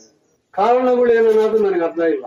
20,000 15,000ದಿಂದ ಹಿಡಿದು 30,000 ಸಂಬಳಕ್ಕಾಗಿ ಬೆಂಗಳೂರಿಗೆ ಹೋಗಿ ಆ ಧೂಳು ಕುಡಿತಾ ಇದ್ವಿ ಬಿಟ್ರೆ ನಮ್ಮ ಜಮೀನು ನಾವು ಇಲ್ಲೇ ನಮ್ಮೂರಲ್ಲೇ ನಾವ್ ಇರೋಣ ಅಂತ ಜನಗಳು ಬಹಳ ಕಮ್ಮಿ ಮಾಡ್ತಾ ಇದ್ದಾರೆ, ಕಮ್ಮಿ ಕಾಣ್ತಾ ಇದ್ದಾರೆ. ಅದಕ್ಕೆ ಕಾರಣಗಳು 100 ಇದಾವೆ. ಇದರಲ್ಲಿ ನನ್ನ ಅಭಿಪ್ರಾಯ ಏನಂದ್ರೆ ನಾನು ಮಾಡಿರೋ ಪದ್ಧತಿನಲ್ಲಿ ನೀವು ವ್ಯವಸಾಯ ಅಳವಡಿಸ್ಕೊಂಡ್ರೆ ಒಂದು ರೈತ 1 ಎಕರೆನಲ್ಲಿ ತಿಂಗಳಿಗೆ 50,000 ರೂಪಾಯಿ ಸಂಪಾದನೆ. ನಾನು ಬೇರೆ ಕಂಪನಿ ಅವ್ರ ತರ 1 ಲಕ್ಷ ಮಾಡ್ಬೋದು 5 ಲಕ್ಷ ಮಾಡ್ಬೋದು ನಾನು ಹೇಳಲ್ಲ. ನಾವು ತಿನ್ಕೊಂಡು ತಿಂಗಳಿಗೆ 50,000 ರೂಪಾಯಿ ಆರಾಮಾಗಿ 1-2 ಎಕರೆ ರೈತರುಗಳು ಆರಾಮಾಗಿ ಮಾಡ್ಬೋದು. ನಾವು ನಮ್ಮ ತಲೆಮಾರಿ ಹೋದ್ರೆ ವ್ಯವಸಾಯದಲ್ಲಿ ರೈತ ಅನ್ನೋನು ಯಾರು ಉಳಿಯಲ್ಲ. ರೈತ ಇಲ್ಲ ಅಂದ್ರೆ ಹೊಟ್ಟೆಗಿಟ್ಟಿಲ್ಲ. ಯಾವ ಕಂಪನಿ ಅವನು ಕೊಡ್ತಾನ ನಮಗೆ ಊಟ, ಪ್ಲಸ್ ನಮಗೆ ಒಬ್ಬ IT ಕಂಪನಿ ಅವರು ಕೊಡ್ತಾರ ಊಟ, ಕಂಪ್ಯೂಟರ್ ಕೊಡ್ತಾರ ಊಟ. ಇವೆಲ್ಲ ನಾವು ಯೋಚನೆ ಮಾಡಿದ್ರೆ ನನ್ನ ಮಕ್ಕಳನ್ನ ಯಾಕೆ ತರಬಾರ್ದು ಅಂತ ನನ್ನ ಮಗನ ವ್ಯವಸಾಯ ಮಾಡಕ್ ಬಂದಿದ್ದೀನಿ. ನನ್ನ ಮಗ ಹುಟ್ಟಿದಾಗ್ಲಿಂದ ವ್ಯವಸಾಯ ಕ್ಷೇತ್ರ ಎಲ್ಲಿದೆ ಅಂತ ಗೊತ್ತಿಲ್ಲ ಅವನಿಗೆ. ಅಂತವ್ನು ಅವನ್ ಕರ್ಕೊಂಡ್ಬಂದು ನಾನು ಇವತ್ತು ಕಳಿಸ್ತಾ ಇದ್ದೀನಿ. ಒಂದು ಕತ್ತಲ್ಲಿ ನೋಡಿದ್ರೆ ಓಡೋಗ್ತಾ ಇದ್ದ ಅಂತವ್ರು ಇವತ್ತು ಹಸ್ಗಳು ಕಟ್ಟಾಕ್ತಾನೆ, ಹಸ್ಗಳಿಗೆ ಮೇವು ತರ್ತಾನೆ, ಇದೆಲ್ಲ ಮಾಡ್ತಾ ಇದ್ದಾನೆ. ಇದು ಯಾಕೆ ಹೇಳ್ತಾ ಇದ್ದೀನಿ ಅಂದ್ರೆ ನೀವೆಲ್ಲ ರೈತ, ನಮ್ಮ ಮಕ್ಕಳೆಲ್ಲ ಹೊರಗಡೆನೆ ಇದ್ದಾರೆ ಹಂಗಂತ ಹೇಳ್ಬಿಟ್ಟು ಎಲ್ಲರನ್ನೂ ನಾನು ಆ ರೀತಿನಲ್ಲಿ ನಾನು ಹೇಳ್ತಾ ಇಲ್ಲ. ಅವರಿಗೆ ಇಂಟ್ರೆಸ್ಟ್ ಅರಂಗ ನಾವು ಮಾಡ್ಬೇಕು ಅಂತ ನನ್ನ ಅಭಿಪ್ರಾಯ. ಇದರಲ್ಲಿ ಅಷ್ಟು ಜನ ಹೇಳ್ತಾರೆ ರೈತನಾಗಿದ್ರೆ ಹೆಣ್ಣು ಕೊಡಲ್ಲ. ಕೊಡದ ಇರೋರು ಯಾರು? ನಮ್ಮ ರೈತರೇ ತಾನೆ, ನಾವೇ ತಾನೆ. ನಾನೇ ನನ್ನ ಮಗಳು ಕೊಡಲ್ಲ ಅಂದ್ಮೇಲೆ ಇನ್ನೊಂದು ರೈತ ನನ್ನ ಮಗನಿಗೆ ಹೆಂಗ್ ಕೊಡ್ತಾನೆ? ಇದು ನಾವ್ಯಾರು ಯೋಚನೆ ಮಾಡಲ್ಲ, ಯಾರು ರೈತರು ಕೊಡಲ್ಲ ಅಂತ ಹೇಳ್ತಾರೆ. ಆದ್ರೆ ನನ್ನ ಅಭಿಪ್ರಾಯದ ಪ್ರಕಾರ ರೈತ ಯಾವತ್ತೂ ದೇಶಕ್ಕೆ ಮೊಟ್ಟ ಮೊದಲವನು ರೈತ, ಆಮೇಲೆ ಸೈನಿಕ. ಅದು ಬಿಟ್ರೆ ಯಾರು ಇಲ್ಲ. ದೇಶಕ್ಕೆ ಅನ್ನ ಕೊಡೋರು ನಾವಾಗಿ ನಾವು ಹೋಗಿ ಸಿಟಿನಲ್ಲಿ ದುಡ್ದು ನಾವು ಎಂಡುಗಾಲ ಸಿಟಿಗೆ ಹೋಗ್ತಾ ಇದೀವಿ ಅಂತಂದ್ರೆ ಎಷ್ಟು ಬಾಧೆ ನೋವು ಅನಿಸ್ತದೆ ಅಂತ ಎಲ್ಲರೂ ಯೋಚನೆ ಮಾಡಿ ಇದನ್ನ ಸರಿಪಡಿಸಿಕೊಳ್ಳಕ್ಕಾಗಿ ನಾವು ಈಗ ಏನ್ ಮಾಡ್ತಾ ಇದೀವಿ ಅಂದ್ರೆ ಒಂದು ಸಣ್ಣದಾಗಿ ವ್ಯವಸಾಯ ಶುರು ಮಾಡಿ ಮಾದರಿಯಾಗಿ ಅರಿಬೇಕು ಅದು ಅಂತ ಹೇಳಿ ಮಾಡಿದ್ದೀನಿ. ನಾನೊಂದು 4 ಎಕರೆದಲ್ಲಿ ಇಷ್ಟೊಂದು ವ್ಯವಸಾಯ ಮಾಡಿದ್ದೀನಿ. ನಾನೇ ಕಬ್ಬು ಬೆಳಿ, ವಿಷಮುಕ್ತ ಆಹಾರ ತಿನ್ನಬೇಕು, ಆರೋಗ್ಯವಂತರಾಗಿರ್ಬೇಕು.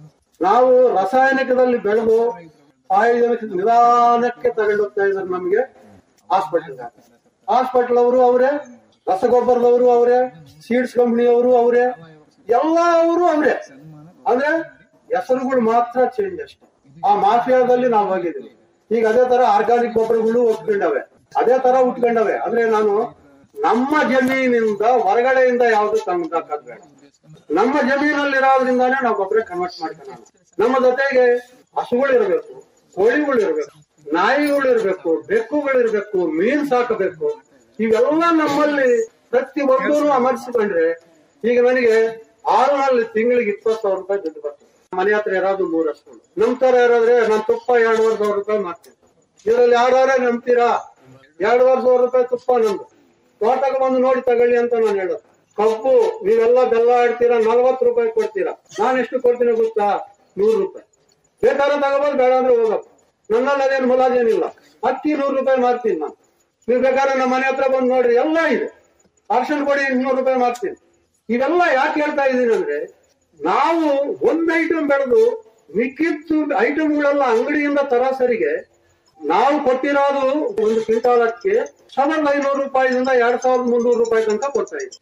ಆರ್ಗಾನಿಕ್ ಅಂದ್ರೆ ಪ್ರಕೃತಿ ನೇಚರ್ ಇಂದ ಬಂದಿರೋ ವ್ಯವಸಾಯ, ಕೌ ಬೇಸ್ ಅಲ್ಲಿ ಮಾಡ್ತಾ ಇದ್ದೀನಿ ನಾನು. ಈಗ ಇದರ ಜೊತೆಗೆ ಪ್ರಕೃತಿ ವ್ಯವಸಾಯದಲ್ಲೇ ಕೌ ಬೇಸ್ ಅಲ್ಲಿ ಮಿಕ್ಸ್ ಮಾಡ್ಕೊಂಡು ಮಾಡಿದ್ರೆ ನಮ್ಗೆ ಯಾವ್ದ್ರಲ್ಲಿ ಕಮ್ಮಿ ಆಗಿಲ್ಲ. ನಾನು ಭತ್ತ 22 ಕ್ವಿಂಟಾಲ್ ಬೆಳೆದಿದ್ದೀನಿ, ಟನ್ನು 40 ಟನ್ ಬಂದಿದೆ ಕಬ್ಬು. ಏನಷ್ಟು ಬಂದ್ರೆ ನನಗೆ 4 ಟನ್ ಬೆಲ್ಲ ಬಂತು. 4 ಟನ್ ಬೆಲ್ಲ ನನಗೆ 4 ಲಕ್ಷ ರೂಪಾಯಿ.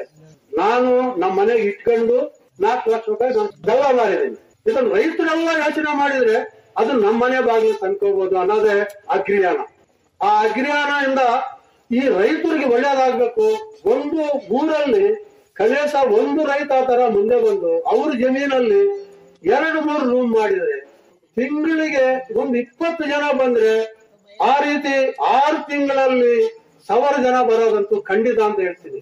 ಕಾರಣ ಏನಂದ್ರೆ ನಾವು 20 ರೂಪಾಯಿಗೆ ಅಕ್ಕಿ ಕೊಡ್ತಾ ಇದೀವಿ. ಇವತ್ತು ನೀವು ಭತ್ತ 2000ಕ್ಕೆ ಮಾಡ್ತಾ ಇದೀರಾ, 80 ಕೆಜಿ ಅಕ್ಕಿ ಬರ್ತದೆ. ತೌಡಾಗ್ಲಿ ಇನ್ನೊಂದಾಗ್ಲಿ ಎಷ್ಟಾಯ್ತು? 22 ರೂಪಾಯಿ ಆಯ್ತು ನಮ್ಗೆ. ನಾವು ತಗೊಳ್ಳೋದು ತಗರೆಬೇಳೆ ಎಷ್ಟು ತಗೊಂತಾ ಇದ್ದೀರಾ, ಇವೆಲ್ಲ ಎಷ್ಟು ತಗೊಂತಾ ಇದ್ದೀರಾ, ಇವೆಲ್ಲ ನೀವು ಲೆಕ್ಕ ಹಾಕಿದ್ರೆ 3 ಗುಣ ಜಾಸ್ತಿ ಕೊಟ್ಟು ನಾವು ತಗೊಂತಾ ಇದ್ದೀವಿ. ಕಾರಣ ಅವ್ನು ಬೆಳಿತಾರೆ, ಅಲ್ಲಿ ದಳಾಳಿ ತಗೊಂತಾನೆ, ಅವ್ನು ಕಮಿಷನ್ ತಗೊಂತಾನೆ, ಅಲ್ಲಿಂದ ಟ್ರಾನ್ಸ್ಪೋರ್ಟೇಷನ್ ಆಗ್ತಾನೆ, ಒಂದ್ ಅಂಗಡಿಗೆ ಹಾಕ್ತಾನೆ, ಅಲ್ಲಿಂದ ನಮ್ಗೆ ಬೆಂಗಳೂರು ಬರೋದು ಒಂದ್ ಅಂಗಡಿ, ಬೆಂಗಳೂರಿಂದ ಮಂಡ್ಯ ಬರೋದು ಒಂದು. ಈಗ ಎಷ್ಟಾಯ್ತು ಇಲ್ಲಿಗೆ? ಈ ತರ ಬೆಳ್ಕೊಂಡು ಎಷ್ಟು ಆಯ್ತು? 4 ರೇಟ್ ಆಯ್ತು. ಈಗ 60 ರೂಪಾಯಿಯಿಂದ 100 ರೂಪಾಯಿ ಅಕ್ಕಿ ರೇಟ್ ನಡೀತಾ ಇದೆ ಬೆಂಗಳೂರಲ್ಲಿ. ಅವ್ರು ನಮ್ಮನೆ ಬರ್ ಮಾಡ್ಕೊಂಡು ನಾವು 50 ರೂಪಾಯಿಗೆ ನಾವು ಅಕ್ಕಿ ಕೊಟ್ರೆ ನಮ್ಗೆ ಎಷ್ಟು ಲಾಭ ಆಯ್ತು, ಅವ್ರಿಗೆ ಎಷ್ಟು ಉಳಿತಾಯ ಆಯ್ತು? ಈ ಉಳಿತಾಯದ ಬಗ್ಗೆ ನಾವ್ ಯಾಕೆ ಎಕ್ಸ್ಪ್ಲೇನ್ ಮಾಡಕ್ಕಾಗಲ್ಲ ಅವ್ರಿಗೆ? ನಾವು ಅದೇ ತರ ಫ್ಯಾಕ್ಟ್ರಿಗಳಿಗೆ ಹೋಗಿ ಕಂಪನಿಗಳಿಗೆ ಹೋಗಿ ನಾವು ಎಕ್ಸ್ಪ್ಲೇನ್ ಮಾಡಿ ನಮ್ಮ ಉದ್ಯೋಗಕ್ಕೆ ತಕ್ಕಂಗೆ ನಾವು ಇವತ್ತು 4 ಜನ ಹೋಗಿದೀವಿ, ನಾಳೆ ಇನ್ನೊಂದು ತಂಡ ಕಟ್ಕೊಂಡು ಎಲ್ಲರಿಗೂ ಕೆಲಸ ಕೆಡ್ಸ್ಕೊಳ್ಳೋದು ಬೇಡ. ದಿನ ಒಂದೊಂದ್ ದಿನ ವಾರಕ್ಕೆ ಅವರಿಗೆ ಅನುಕೂಲ ಆಗಂಗೆ ಅವ್ರ ಹತ್ರಕ್ಕೆ ಹೋಗಿ ಅವ್ರ ಟೈಮ್ಗಳು ತಗೊಂಡು 2 ಅವರ್ ನಾವು ಅವ್ರ ಜೊತೆಲೆ ಮೀಟ್ ಆಗಿ ನಾವು ಇಷ್ಟು ಕೊಡ್ತೀವಪ್ಪ, ನೀವು ಬನ್ನಿ ನಮ್ಮ ಮನೆಯಲ್ಲಿ ಇರಿ, ನಾವ್ ಹೆಂಗ್ ಕಷ್ಟ ಬಿಡ್ತಾ ಇದ್ದೀವೋ ನೋಡಿ, ನಮ್ಮ ಕಷ್ಟಕ್ಕೆ ಪ್ರತಿಫಲ ಏನಿದೆ ಅದು ಕೊಡಿ ಅಂತ ನಾವ್ ಯಾಕೆ ಕೇಳ್ಕೊಳಕ್ ಆಗ್ತಾ ಇಲ್ಲ? ಅದು ಕೇಳಬಹುದು, ಆದ್ರೆ ನಾವು ಕೈ ಸಾಸಬಾರದು ರೈತ ಅನ್ನೋದು ನನ್ನ ಅಭಿಪ್ರಾಯ. ಇವರು ಸಬ್ಸಿಡಿಗಳು ಕೊಡ್ತಾ ಇದ್ದಾರೆ. ಆ ಸಬ್ಸಿಡಿಯಿಂದ ನಮ್ಗೆ ಎಷ್ಟು ಉಪಯೋಗ ಆಗ್ತಾ ಇದೆ ಅನ್ನೋದು ಯಾರು ಯೋಚನೆ ಮಾಡಿದ್ರ? ಒಂದು 2 ಇಂಚಿ PVC ಪೈಪ್ 295 ರೂಪಾಯಿ ನಮ್ಮ ಕೃಷಿ ಇಲಾಖಾದಲ್ಲಿದೆ. 4 ಸತಿ ತಿರುಗಬೇಕು, ಅವ್ರಿಗೆ ಪಾಣಿ ಕೊಡ್ಬೇಕು, ನನ್ನ ಪಕ್ಕದಲ್ಲೆಲ್ಲ NOCಗಳು ಕೊಡ್ಬೇಕು, 295 ರೂಪಾಯಿ ಇದೆ. ಡೈರೆಕ್ಟ್ ಕಂಪನಿ ಅವ್ರು ನಮಗೆ 280 ರೂಪಾಯಿ ಕೊಡ್ತಾರೆ. ಕಾರಣ ಏನಂದ್ರೆ ಅವ್ರು MRP ರೇಟ್ ಇಂದ ಸಬ್ಸಿಡಿ ಹಾಕ್ತಾರೆ, ನಮಗೆ ಅವನ ಪರ್ಸೆಂಟೇಜ್ ಏನಿದೋ ಅದು ಹಾಕ್ತಾನೆ. ಅವ್ನ ಪರ್ಸೆಂಟೇಜ್ ಡೀಲರ್ಗೆ ಏನ್ ಕೊಡ್ತಾನೋ ಅದು ನಮಗ್ ಕೊಡ್ತಾರೆ. ನಾವು ಹೋಗೋ ಸರಿ 1 ಪೈಪ್ಗೆ 2 ಪೈಪ್ಗೆ ಏನೋ ಸರಿಗೆಲ್ಲ ಆ ರೇಟ್ ಕೊಡಲ್ಲ. ನಾವು 10 ಜನ ಸೇರಿ ನಾವೇ ತಂದ್ಕೋಬಾರ್ದು ನಂಗೆ. ಇದು ನಮ್ಮಲ್ಲಿ ಒಗ್ಗಟ್ಟು ಎಲ್ಲಿ ಬರ್ತಾ ಇದೆ? ಕನಿಷ್ಠ ಊರಲ್ಲಿ 10 ಜನ ರೈತರಾದ್ರೆ ಒಗ್ಗಟ್ಟಾದ್ರೆ ಇದೆಲ್ಲ ನಾವು ಬರ್ಬೋದು ಅನ್ನೋ ಉದ್ದೇಶಕ್ಕಾಗಿ ಹೇಳ್ತಾ ಇದ್ದೀನಿ. ನಾನು ಅವ್ರ ಮೇಲೆ ದೂರಕ್ಕಲ್ಲ ಹೇಳೋದು. ಯಾವ್ದು ನಮ್ಗೆ ಈ ತರ ಲಾಭಗಳು ಆಗ್ತವೆ, ಆ ಡೀಲರ್ ರೇಟ್ ನಮ್ಗೆ ಸಿಗ್ತದೆ, ಆ ಸರ್ಕಾರಿ ದುಡ್ಡಿಂದ ಇನ್ನೊಂದು ತರ ಯೂಸ್ ಮಾಡ್ಕೊಳಕ್ ಅನುಕೂಲ ಆಗ್ತದೆ. ನಮ್ಗೆ ಯಾವ ಸಬ್ಸಿಡಿನೂ ಬೇಡ ಅಂತ ನಾನು ಹೇಳ್ತೀನಿ. ಒಂದು ಯೂರಿಯಾಗೆ 1000 ರೂಪಾಯಿ ಸಬ್ಸಿಡಿ ಕೊಡ್ತಾ ಇದ್ದಾರೆ. ಎಷ್ಟು ಯೂರಿಯಾ ಹಾಕ್ತೀವಿ ನಾವು ರೋಜ್ಗೆ ಹೇಳಿ? ಯೂರಿಯಾ ನಮ್ಗೆ ಯಾಕೆ ಬೇಕು ಅಸಲು? ನಮ್ಮ ಜಮೀನಲ್ಲಿರುವಾಗ ನಾವು ಅದನ್ನ ಯಾಕೆ ಉಪಯೋಗಿಸ್ಕೊಂತ ಇಲ್ಲ? ನಾವು ರೈತರು ಏನಾಗ್ಬಿಟ್ಟಿದೀವಿ ಅಂದ್ರೆ ಹೋಗೋದು ತುಂಬ ಬರೋದು, ಎಷ್ಟೊತ್ತು ಬಿಟ್ಟು ಬಂದ್ಬಿಡೋಣ, ಅಶ್ವತ್ ಗಡ್ಡೆಯಲ್ಲಿ ಕುಂತ್ಕೊಳ್ಳೋಣ, ಗಪ್ ಹೊಡಿಯೋಣ, ಕಾಫಿ ಟೀ ಕುಡ್ಕೊಳ್ಳೋಣ, ತಿರ್ಗಾಣ ಅನ್ನೋದಾಯ್ತು. ಇದು ಬೇಡ ಅಂತ ನಾನು ಹೇಳಲ್ಲ. 4 ಅವರ್ ಕೆಲಸ ಮಾಡಿದ್ರೆ ಗಂಡ ಹೆಂಡತಿ ತಿಂಗಳಿಗೆ 2 ಎಕರೆನಲ್ಲಿ 50,000 ರೂಪಾಯಿ ನಿಮ್ ಮನೆಯಾಗ ಇಟ್ಕೋಬಹುದು. ಮಾಡಲ್ ನಾನು ಮಾಡಿದೀನಿ, ಬಂದು ನೋಡಿ. ಇಲ್ಲಿ ಇರೋದ್ರಲ್ಲಿ ಬಹಳ ಜನ ನೋಡಿದ್ದಾರೆ. ನಾವು ರೈತರಾಗಿ ಹುಟ್ಟಿದೀವಿ, ರೈತರಾಗೆ ಸಾಯೋಣ, ಆದ್ರೆ ವಿಷಮುಕ್ತರಾಗಿ ಇರೋಣ, ಹಾಸ್ಪಿಟ್ಲ್ ಹೋಗದಂಗೆ ಸಾಯೋಣ ಅನ್ನೋದು ನನ್ನ ಅಭಿಪ್ರಾಯ. ಇವತ್ತು ನನಗೆ 64 ವರ್ಷ ತುಂಬಿದೆ. 65ನೇ ವರ್ಷ 29 ಬಂದ್ರೆ ಆಗ್ತದೆ. ಈ 65 ವರ್ಷದಲ್ಲಿ ನಾನು ಹಾಸ್ಪಿಟ್ಲ್ಗೆ ಹೋಗಿಲ್ಲ. ಮುಂದೆ ಹೋಗೋದು ಬೇಡ ಅಂತ ಹೇಳ್ಬಿಟ್ಟು ನನ್ನ ಅಭಿಪ್ರಾಯದಿಂದ ನಾನು ವ್ಯವಸಾಯಕ್ಕೆ ಬಂದಿದ್ದೀನಿ. ಅದೇ ತರ ನೀವೆಲ್ಲರೂ ಇರಬೇಕು ನನ್ನ ಅಣ್ಣತಮ್ಮರು ಅಂತ ಹೇಳ್ಬಿಟ್ಟು ನಾನು ಭಾವಿಸ್ತಾ. ಮಂಡ್ಯದ ವಿಕಸನ ಗ್ರಾಮೀಣ ಹಾಗೂ ನಗರಾಭಿವೃದ್ಧಿ ಸಂಸ್ಥೆಯ ನಿರ್ದೇಶಕರಾದ ಮಹೇಶ್ ಚಂದ್ರ ಗುರು ಅವರು ತಮ್ಮ ಅತಿಥಿ ಭಾಷಣದಲ್ಲಿ ಕುವೆಂಪು ಹೇಳ್ತಾರೆ, ಏನಾದರೂ ಮಾಡು ನಿನಗೆ ದೊರೆತ ಉದ್ಯೋಗ ಅಂದ್ರೆ ಕೆಲಸ, ನಾನೇನು ಹುದುಕಡ್ಡಿ ಎಂಬ ನುಡಿಬೇಡ. ನೋಡಿ ಎಷ್ಟು ಸರಳ, ಸುಂದರ ಮತ್ತೆ ಅದ್ಭುತ. ನಾವೆಷ್ಟೋ ಸಲ ಅನ್ಕೋತೀವಿ, ಅಯ್ಯೋ ನಾನು ಏನ್ ಮಾಡಕ್ಕಾಗೋದು, 10 ಎಕರೆ 1 ಎಕರೆ ಜಮೀನದ, ಏನು ಓದಿಲ್ಲ, ನನಗೇನು ಗೊತ್ತಿಲ್ಲ ಅಂತ ಹೇಳ್ಕೊಂಡ್ರು. ಆದ್ರೆ ನಾವು ಮಾಡ್ತಾ ಇರೋ ಕೆಲಸ, ನಮ್ಮ ಜೀವನ ಶೈಲಿ, ನಮ್ಮ ಆಲೋಚನೆ ದೊಡ್ಡ ದೊಡ್ಡ ಪದವಿ ಪಡೆದವರೆಗೂ ಇರೋದಿಲ್ಲ. Education is not for employment, it is for empowerment ಅಂತಾರೆ. ನಮ್ಮ ಶಿಕ್ಷಣ ನಮಗೆ ಕೆಲಸಕ್ಕೆ ಸೇರ್ಕೊಳ್ಳಕ್ಕಲ್ಲ ಶಿಕ್ಷಣ ಕೊಡೋದು, ಮನುಷ್ಯನಾಗಿ ಬಾಳೋದಕ್ಕೆ, ಮನುಷ್ಯತ್ವವನ್ನು ಅರ್ಥ ಮಾಡ್ಕೊಳ್ಳೋದಕ್ಕೆ, ಮನುಷ್ಯನಾಗಿ ಹೇಗೆ ಜೀವನ ಮಾಡಬಹುದು ಅನ್ನೋದನ್ನ ನೋಡೋದಕ್ಕೆ ಶಿಕ್ಷಣ ಕೊಡೋದು. ಆದ್ರೆ ದುರಾದೃಷ್ಟವಶಾತ್ ನಾವೇನ್ ಮಾಡ್ತೀವಿ ಅಂತ ಹೇಳಿದ್ರೆ, ಎಜುಕೇಶನ್ ಅಂದ ತಕ್ಷಣ ಎಲ್ಲನೂ ಹೇಳ್ಬಿಟ್ಟು ನಾನು ಯಾಕೆ ಇದೆಲ್ಲ ಹೇಳ್ತಾ ಇದ್ದೀನಿ ಅಂತ ಹೇಳಿದ್ರೆ, ಈಗ ಜಗತ್ತು ಅಂತ ಒಂದು ಸಂದಿಗ್ಧ ಸ್ಥಿತಿಲಿದೆ. ಮೊನ್ನೆ ನಾನು ಒಂದು ರಿಪೋರ್ಟ್ ಓದ್ತಾ ಇದ್ದೆ, ಈ climate change report, vulnerability report ಅಂತ ಮಾಡಿದ್ದಾರೆ. ಆ ವಲ್ನರಬಿಲಿಟಿ ರಿಪೋರ್ಟ್ ಅಂತ ಹೇಳಿದ್ರೆ ಮುಂದೆ 5, 10, 20 ವರ್ಷಗಳಲ್ಲಿ ತುಂಬಾ ಸಂಕಷ್ಟಕ್ಕೊಳಗಾಗಬಹುದಾದಂತಹ ಅನಾಹುತಗಳು ಏನಿದೆ ಅನ್ನೋದನ್ನ ಅಲ್ಲಿ ಬರೆದಿದ್ದಾರೆ. ಅದರಲ್ಲಿ ಮುಂದಿನ 10 ವರ್ಷಗಳಲ್ಲಿ ಅತ್ಯಂತ ಸಂಕಷ್ಟಕ್ಕೊಳಗಾಗುವ ದೇಶಗಳಲ್ಲಿ ಭಾರತ ಅತ್ಯಂತ ಪ್ರಮುಖ ಸ್ಥಾನದಲ್ಲಿದೆ, ಮೊದಲನೇ ಸ್ಥಾನದಲ್ಲಿದೆ. ಯಾಕೆ ಅಂತ ಹೇಳಿದ್ರೆ ನಮ್ಮ ದೇಶ ಕೃಷಿ ಆಧಾರಿತ ದೇಶ, ನಮ್ಮ ಕೃಷಿ ಪದ್ಧತಿ ತುಂಬಾ ಬದಲಾಗಿ ಹೋಗಿದೆ. ಹಾಗಾಗಿ ಹವಾಮಾನ ವೈಪರೀತ್ಯಕ್ಕೆ ತತ್ಕ್ಷಣದಲ್ಲಿ ಸಂಕಷ್ಟಕ್ಕೊಳಗಾಗುವಂತಹ ದೇಶದಲ್ಲಿ ಭಾರತ ಇದೆ. ಕರ್ನಾಟಕ ಕೂಡ ಅದರಲ್ಲಿ ದೇಶದೊಳಗೆ ಬಂದಾಗ ಟಾಪ್ 5 ಸ್ಟೇಟ್ಸ್ ಅಲ್ಲಿದೆ. ಬಹುಶಃ ಇನ್ನೊಂದು 5-10 ವರ್ಷಗಳಲ್ಲಿ ಇದನ್ನ ನಾವು ಅರ್ಥ ಮಾಡ್ಕೊಂಡು ಬದಲಾಯಿಸಿಲ್ಲ ಅಂತ ಹೇಳಿದ್ರೆ ಬೆಳೆನೇ ಬೆಳೆಯಕ್ಕಾಗಲ್ಲ. ಇಳುವರಿಗಾಗ್ಲೇ ಕುಸಿತ ಆಗಿದೆ, ನಮ್ಮೆಲ್ಲರಿಗೂ ಗೊತ್ತಿದೆ. ಯಾವ ಇಳುವರಿ ತಗೊಂಡ್ರು ಕುಸಿತ ಆಗಿದೆ. ಹಾಕೋ ಗೊಬ್ಬರ ಎಷ್ಟೇ ಹಾಕಿದ್ರು ಇಳುವರಿ ಕುಸಿತ ಆಗಿದೆ. ಮಣ್ಣಿನ ಆರೋಗ್ಯ ಹಾಳಾಗಿದೆ. ತಾಪಮಾನ ನೋಡಿ ಎಷ್ಟು ಒಳಗಡೆ ಕೂತಿದೀವಿ, ಆದ್ರೂ ಎಷ್ಟು ಸೆಕೆ ಆಯ್ತಾ ಇದೆ. ಆಕ್ಚುಲ್ ಆಗಿ ನಮ್ಗೆ ಕೊಟ್ಟಾಗ ಚಳಿ ಆಗಬೇಕಾಗಿತ್ತು ಪ್ರಕೃತಿ ಮಧ್ಯದಲ್ಲಿ, ಆದ್ರೆ ಸೆಕೆ ಆಗ್ತಾ ಇದೆ. ಅಂದ್ರೆ ತಾಪಮಾನ ಮೇಲಕ್ಕೆ ಹೋಗ್ತಾ ಇದೆ, ಅಂತರ್ಜಲ ಕೆಳಕ್ಕೆ ಹೋಗ್ತಾ ಇದೆ. ಜಸ್ಟ್ ಒಂದು 25-30 ವರ್ಷದ ಅಂತರ್ಜಲದಲ್ಲಿ ತಗೊಂಡ್ರೆ ನಾವು 2000 ಇಸ್ವಿ 80ನೇ ಇಸ್ವಿಲಿ ತಗೊಂಡ್ರೆ ನಾವು ನಮ್ಮೂರುಗಳಲ್ಲೆಲ್ಲ ಕೆರೆ ಕಟ್ಟೆಗಳು ಇರ್ತಿತ್ತು, 20 ಅಡಿ ಓಪನ್ ಬಾವಿಗಳಿರ್ತಿದ್ವಾಗ 20-30 ಅಡಿಗೆ ನೀರು ಸಿಗ್ತಿತ್ತು. 2000 ಇಸ್ವಿನಲ್ಲೂ ಪರವಾಗಿಲ್ಲ. ಅಲ್ಲಿಂದ ಈಚೆಗೆ ಬಂದ್ರೆ ನೀವು 2010, 2020, ಈಗ 2030 ಹೋಗೋಷ್ಟು ಎಷ್ಟೋ ಕಡೆಗೆ ಆಗಲೇ 1,000 ಅಡಿಗೆ ಹೋಗ್ತಾ ಇದೆ. 2040, 2050 ಏನಾಗ್ಬೋದು ಅಂದ್ರೆ ಈ ತರದೆಲ್ಲ. ಮತ್ತೆ ಜಾನುವಾರುಗಳು ನಮ್ಮ ಪ್ರಕೃತಿಯ ಮಧ್ಯದ ರಾಯಭಾರಿಗಳು ಅಂತ ಹೇಳ್ತೀವಿ ನಾವು. ಜಾನುವಾರುಗಳು ಇಲ್ವೇ ಇಲ್ಲ ಈಗ, ಆ ವೈವಿಧ್ಯತೆನೇ ಇಲ್ಲ. ಯಾಕೆ ಇದು ಮತ್ತೆ ಬದಲಾಗಬೇಕು ಅಂತ ಹೇಳಿದ್ರೆ ಯಾವುದೇ ಆಗ್ಲಿ, ಈಗ ಮನುಷ್ಯನಿಗೆ ನೋಡಿ ಯಾಕೆ ನಾವು ಹೆಚ್ಚು ಈ ಕಡೆಗೆ ಬಂದ್ವಿ ಅಂತ ಹೇಳಿದ್ರೆ ಮೊದಲೆಲ್ಲ ಆಹಾರನೇ ಒಂದು ಕರೆನ್ಸಿ ಆಗಿತ್ತು. ನಮ್ಮೂರಲ್ಲಿ ಸರ್ ನಾವು ಸಣ್ಣವರಿದ್ದಾಗ ಗೆಣಸನ್ನೆಲ್ಲ ತುಂಬ್ಕೊಂಡ್ಬರೋರು, ಏನೋ ಅಕ್ಕಿ ಕೊಡೋದು ಅಥವಾ ಈರುಳ್ಳಿ ಕೊಡೋದು, ಅಥವಾ ಈರುಳ್ಳಿ ತುಂಬ್ಕೊಂಡ್ಬರೋರು ರಾಗಿ ಕೊಟ್ಬಿಟ್ಟು ಈರುಳ್ಳಿ ಇಸ್ಕೊಳ್ಳೋದು, ಭತ್ತ ಕೊಟ್ಬಿಟ್ಟು ಗೆಣಸು ತಗೊಳ್ಳೋದು, ಅದು ಕರೆನ್ಸಿ ಆಗಿತ್ತು ಅಲ್ವಾ. ಬರ್ತಾ ಬರ್ತಾ ಈಗ ಹಣಕ್ಕೆ ಪ್ರಾಮುಖ್ಯತೆ ಬಂತು, ಎಲ್ಲ ಅದು ಕರೆನ್ಸಿ ಆಗಿ ಬಂತು. ಹಂಗಾಗಿ ನಮ್ಮ ಈ ಸಂಸ್ಕೃತಿ ಹೋಯ್ತು. ಈಗ ಯಾವ ಕರೆನ್ಸಿ?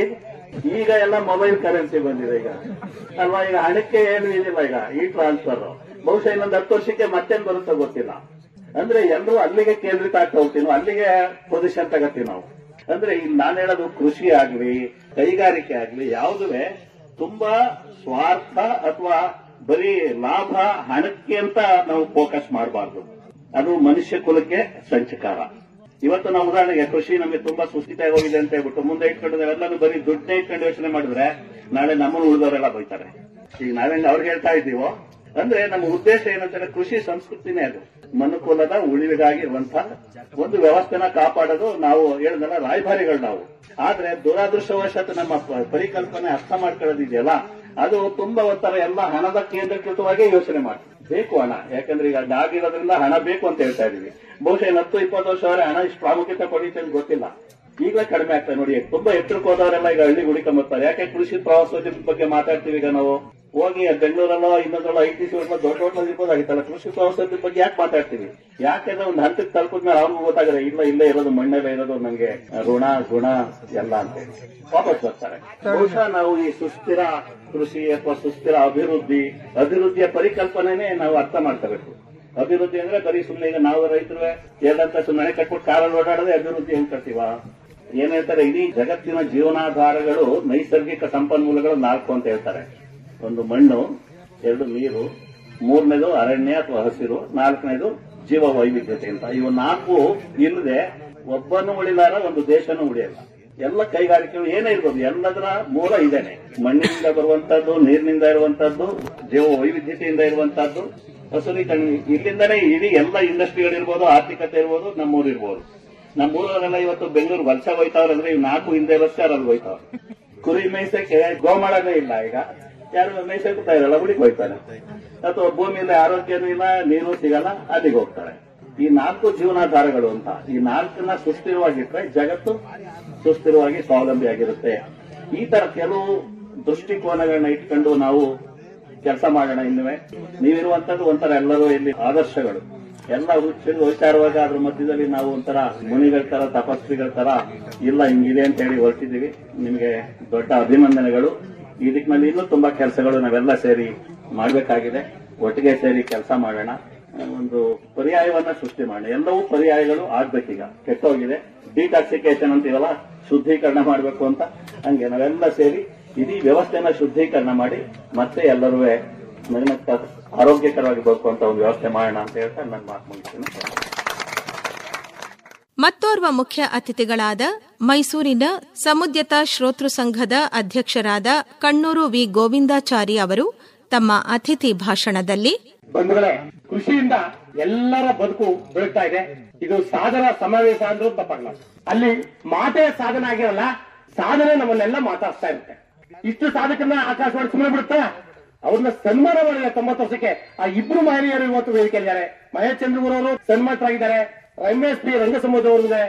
ಇವರನ್ನೂ ಜೊತೆಗೆ ಸೇರಿಸಿಕೊಂಡು ನಮ್ಮಂತ ಆಕಾಶವಾಣಿ ಕೇಂದ್ರಗಳ ಅಧ್ಯಕ್ಷರಾಗಿ ಸಮೃದ್ಧತಾ ಸ್ತೋತ್ರವಾಗ ಅದನ್ನೂ ಈ 90ರ ಸಂಭ್ರಮದಲ್ಲಿ ನಮ್ಮನ್ನು ಸನ್ಮಾನ ಮಾಡಿದೆ. ಅಂದ್ರೆ ಆ ಆಕಾಶವಾಣಿಯ ಹೃದಯ ವೈಶಾಲ್ಯತೆ, ಅದು ಪಡ್ಕೊಂಡಂತ ವ್ಯಕ್ತಿಗಳ ಅವ್ರ ಕಾರ್ಯ ವೈಖರತೆ ಹೆಂಗಿರ್ಬೋದು ನೀವೆಲ್ಲ ತಿಳ್ಕೊಂಡು. ಬಂಧುಗಳೇ, ನನಗೆ ಎಷ್ಟು ಗೌರವ ಇವತ್ತು ಬಂದಿದೆ ಅಂತಂದ್ರೆ, ಇಷ್ಟು ದಿನ ಬಾನುಲಿ ಕೃಷಿ ಬಳಗಕ್ಕೆ ನಮ್ಮ ಕೇಶವಮೂರ್ತಿಗಳು 2-3 ಹೆಸರ ಸಂಸ್ಥೆ ಹೇಳ್ತಾ ಇದ್ರು. ಇವತ್ತು ಹೊಸದಾಗಿ ಸಮೃದ್ಧತಾ ಸ್ವತ್ತು ಸಂಘವನ್ನ ಸೇರಿಸಿ ಆಕಾಶವಾಣಿಯಲ್ಲಿ ಆ ಪ್ರಬಲವಾದ ಮಧ್ಯದಿಂದ ನಮ್ಮ ಹೆಸರಿದಾಗ ಇವತ್ತು ನಮ್ಗೆ ಎಷ್ಟು ಸಂತೋಷವಾಯಿತು ಅಂತಂದ್ರೆ, ಅಮೃತಕ್ಕೆ ಸಮಾನವಾದಂತ ಆ ಸುದ್ದಿ ನಮ್ಮ ಮನಸ್ಸು ತಲುಪಿ ಬಹಳ ಸಂತೋಷವಾಯಿತು. ಈಗಾಗಲೇ ನಾನು ಈ ತರ ಬಾನುಲಿ ಕೃಷಿ ಬೆಳೆ ಕಾರ್ಯಕ್ರಮದಲ್ಲಿ ಪ್ರೇಕ್ಷಕನಾಗಿ ಈ ವೇದಿಕೆ ಮುಂಭಾಗ ಕೂತಿದ್ದೇನೆ. ಇವತ್ತು ವೇದಿಕೆಯಲ್ಲಿ ಮುಖ್ಯ ಅತಿಥಿಯಾಗಿ ನನ್ನನ್ನ ಕೂರಿಸಿದ್ದಾರೆ. ನನಗೆ ಯಾವ ಯೋಗ್ಯತೆ ಇದೆಯಾ ಅಂತ ಗೊತ್ತಿಲ್ಲ. ಆದ್ರೆ ಒಂದು ಮಾತ್ರ ಇಷ್ಟೇ, ಆಕಾಶವಾಣಿ ಕೃಷಿ ಕಾರ್ಯಕ್ರಮಗಳನ್ನ ಕೃಷಿಕರು ಕೇಳ್ತಾರೆ. ಆದ್ರೆ ನಮ್ಮ ಬಳಗದ ಶ್ರೋತೃವರ್ಗದವರು ಕೃಷಿಕರ ಪ್ರೇಮಿಗಳು. ಏನು ಕೃಷಿಕರು ನೀವು ಮಾಡ್ತಿರಲ್ಲ, ನೀವು ಮಾಡುವಂತ ಸಾಧನೆಗಳನ್ನ, ನೀವು ಮಾಡುವಂತ ಸಂದರ್ಶನಗಳನ್ನ, ನೀವು ಮಾಡುವಂತ ವಿವಿಧ ರೀತಿಯಲ್ಲಿ ಕಾರ್ಯಕ್ರಮಗಳನ್ನ ನಮಗೆ ಸಂದರ್ಶನ ಮಾಡಿ ತಿಳಿಸ್ತಾರಲ್ಲ, ಆ ಕಾರ್ಯಕ್ರಮಗಳ ಪ್ರೇಮಿಗಳು ನಾವು. ಅದು ಬಹಳ ವಿಶೇಷ. ಹಾಗಾಗಿ ಈ ಕಾರ್ಯಕ್ರಮಕ್ಕೆ ನಾನು ಒಬ್ಬ ಸಮೃದ್ಧ ಸ್ತೋತ್ರ ಪ್ರತಿನಿಧಿಯಾಗಿ ಬಂದಿದ್ದೀನಿ. ಸಮೃದ್ಧತಾ ಸ್ತೋತ್ರ ಬಳಗ ಅಂತ ಒಂದು ಕೇಳಗವಂತ ಬಳಗ ಮೈಸೂರಲ್ಲಿ 2008ರಲ್ಲಿ ಮೈಸೂರಿನ ಕೃಷ್ಣಮೂರ್ತಿಪುರದಲ್ಲಿದ್ದಂತ ಶ್ರೀಮತಿ MK ರುಕ್ಮಿಣಿ ಅವರು ಮೈಸೂರಿನ ಕಟ್ಟ ಕೇಳುಗ ಅಭಿಮಾನಿಗಳು. ಅವರು ನಿರಂತರವಾಗಿ ಕೇಳಿ ಕೇಳಿ ಕೇಳಿ ಆ ಕಾರ್ಯಕ್ರಮದಲ್ಲಿ ಭಾಗವಹಿಸಿದಂತ ಅನೇಕ ಕೇಳುಗರನ್ನೆಲ್ಲ ಒಗ್ಗೂಡಿಸಿ 14/9/2008ರಲ್ಲಿ ಅವ್ರ ಮನೆಯಲ್ಲಿ ಈ ತರ ಬಳಗವನ್ನ ಪ್ರಾರಂಭ ಮಾಡಬೇಕು ಅಂತ ಅವ್ರ ಮನಸ್ಸಲ್ಲಿ ಬಂದು ಅದು ಉದ್ಘಾಟ ಆಯಿತು.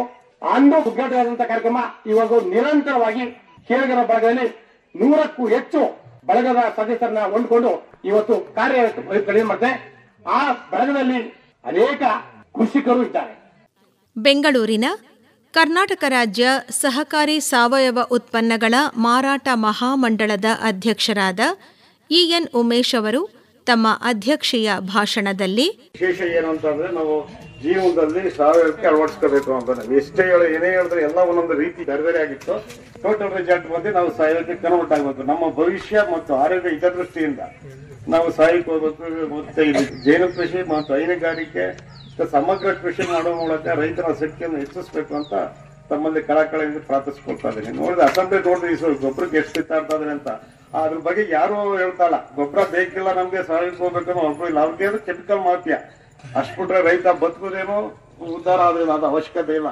ಸಾವಯವಕ್ಕೆ ಒತ್ತು ಕೊಡ್ಬೇಕು ಅನ್ನೋದೇನಿಲ್ಲ. ಬರೀ ಪೇಪರ್ ಅಲ್ಲಿ ಮೀಡಿಯಾದಲ್ಲಿ ಮಾತ್ರ ಗೊತ್ತಾದ್ರೆ ಸೆಂಟ್ರಲ್ ಗೌರ್ಮೆಂಟ್ ಇಂದ ಬೇಕಾದಷ್ಟು ಫಂಡ್ ಬರುತ್ತೆ.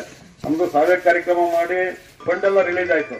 ಅದರಿಂದ ಪ್ರತಿಯೊಬ್ಬರು ರೈತರು ಇಂಥ ತೋಟ ನೈಸರ್ಗಿಕವಾಗಿ ಚೆನ್ನಾಗಿದೆ, ಇಂಥ ತೋಟದಲ್ಲಿ ಹೈನುಗಾರಿಕೆ ಮತ್ತು ಹೈನುಗಾರಿಕೆ ಹಳ್ಳಿಕಾರ ಸ್ಕೂಲ್ ಇವೆಲ್ಲ ಸಾಕಾಣಿಕೆ ಮಾಡಿದ್ರೆ ನಮ್ಗೆ ಹೆಚ್ಚು ಒತ್ತು ಮತ್ತು ಲಾಭದಾಯಕ ಅಂತ, ಜೊತೆಗೆ ಆರೋಗ್ಯ ದೃಷ್ಟಿಯಿಂದ ನಾವು ಎಷ್ಟು ಒತ್ತು ಕೊಟ್ಟಂಗಾಗುತ್ತೆ ಅಂತ ನಾನು ಮತ್ತೆ ತೋಟ ಮಾಡಿದ್ದೀನಿ. ಮುಂದಿನ ದಿನಗಳಲ್ಲಿ ನಮ್ಮ ಕೇಶವಮೂರ್ತಿಯನ್ನ ಕೇಳ್ಕೊಂಡಿದ್ದೀನಿ, ನನ್ನೊಂದು ಬಾನುಲಿ ಕಾರ್ಯಕ್ರಮ ಮಾಡ್ತಕ್ಕಂಥ ಅಂತಾನೆ ಅಂತ.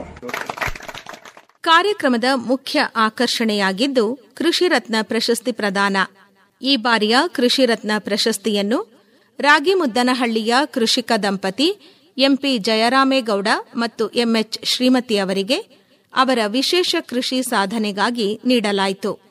ಮುಂದಿನ ಬಾನುಲಿ ಕೃಷಿ ಬೆಳಗು ಕಾರ್ಯಕ್ರಮಕ್ಕೆ ಟಿ ನರಸೀಪುರ ತಾಲೂಕು ಬನ್ನೂರು ಹೋಬಳಿ ಯಾಚೇನಹಳ್ಳಿಯ ಕೃಷಿಕರಾದ ರಾಮಸ್ವಾಮಿ ಅವರು ಎಲ್ಲರನ್ನೂ ಆಹ್ವಾನಿಸಿದ್ರು. ಆರ್ಕೆ ಶ್ರೀನಿವಾಸಗೌಡ ಅವರ ನಿರೂಪಣೆಯೊಂದಿಗೆ ಸುಸೂತ್ರವಾಗಿ ನಡೆದ ಬಾನುಲಿ ಕೃಷಿ ಬೆಳಗು ಕಾರ್ಯಕ್ರಮ ಅವರದೇ ವಂದನಾರ್ಪಣೆಯೊಂದಿಗೆ ಮುಕ್ತಾಯವಾಯಿತು. ಅನೇಕ ಕೃಷಿ ಅಧಿಕಾರಿಗಳು, ಕೃಷಿಕರು, ಕೃಷಿ ಆಸಕ್ತರು ಹಾಗೂ ಬಾನುಲಿ ಕೇಳುಗರು ಆಸಕ್ತಿಯಿಂದ ಕಾರ್ಯಕ್ರಮದಲ್ಲಿ ಭಾಗವಹಿಸಿದ್ರು. ಭೋಜನವನ್ನು ಸವಿದು ಮತ್ತೆ ಮುಂದಿನ ಬಾನುಲಿ ಕೃಷಿ ಬೆಳಗು ಕಾರ್ಯಕ್ರಮದಲ್ಲಿ ಭಾಗವಹಿಸುವ ಇಚ್ಛೆಯೊಂದಿಗೆ ಎಲ್ಲರೂ ತಮ್ಮ ಊರಿನತ್ತ ಪಯಣ ಬೆಳೆಸಿದ್ರು. ಮಂಡ್ಯ ಜಿಲ್ಲೆ ಪಾಂಡವಪುರ ತಾಲೂಕು ಚಿನಕುರಳಿ ಹೋಬಳಿ ರಾಗಿಮುದ್ದನಹಳ್ಳಿಯ ಕೃಷಿಕ ದಂಪತಿ ಎಂಪಿ ಜಯರಾಮೇಗೌಡ ಮತ್ತು ಎಂಎಚ್ ಶ್ರೀಮತಿ ಅವರ ಹೊಂಗೆ ಲಕ್ಷ್ಮಿ ಫಾರಂನಲ್ಲಿ ನಡೆದ ಬಾನುಲಿ ಕೃಷಿ ಬೆಳಗು ಕಾರ್ಯಕ್ರಮದ ಬಾನುಲಿ ವರದಿ ಕೇಳಿದಿರಿ. ಪ್ರಸ್ತುತಿ ಆರ್ ಲೋಕೇಶ್ವರಿ. ನಿರ್ಮಾಣ ಎನ್ ಕೇಶವಮೂರ್ತಿ.